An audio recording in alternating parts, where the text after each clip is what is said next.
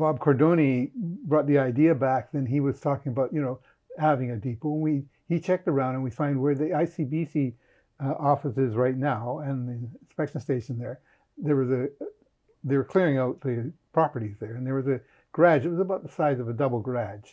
It had one car bay and then a sort of workshop on the other side. And so he had checked about getting that, and they said, asked, if we could buy it, and they said, no, we'll give it to you if you move it.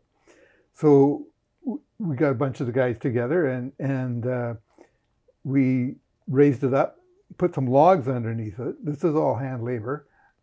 Jacked it up, put logs underneath it, and raised it up and set it on 45-gallon drums.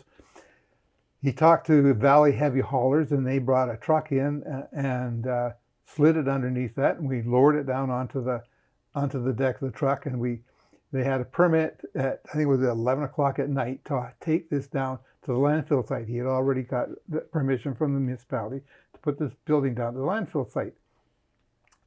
So we had it loaded on this truck, and it was a double garage size going down Duty Trunk Road. So, the lights flashing. So Bob and Cordoni and I were on the top roof of this building as we're going down Duty Trunk, because some of the wires were low and we had to make sure that they could clear. The truck driver had a spotlight, so he would shine on the line, so we knew they were coming up. They were all able, we could lift some of them so we could get over, but the only one we really had to lift, there was one single light at 232nd and Duty Trunk, and that was low.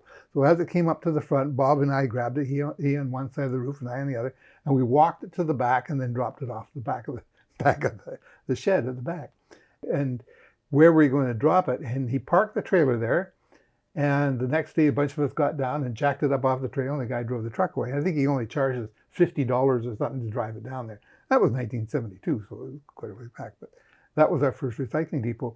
We set it down on the ground, and then we got some donated lumber and stuff and put a floor in it. So that was our first building.